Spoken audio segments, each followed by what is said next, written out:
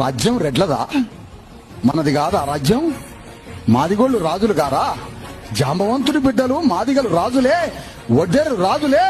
చోళ రాజ్యంలో ఒడ్డెరులు బలనాడు కేంద్రంగా ఒడ్డెరలంతా పరిపాలించిన ఒడ్డెర రాజులు రాజులు కావద్దట. శ్రీకృష్ణ భగవానుడు చెప్పినటువంటి యదువంశ రాజులు గొల్లోళ్ళు రాజులు కావద్దట. మల్లయోధులైన మాలోళ్ళు రాజులు కావద్దట. జాంబవంతుడి బిడ్డలు మాదిగల రాజులు కావద్దట. సర్వాయి పాపన్న గౌడు వారసులు గౌళ్ళోళ్ళు రాజులు కావద్దట. సాగరోళ్ళు రాజులు కావద్దట. మంగళోళ్ళు రాజులు కావద్దట.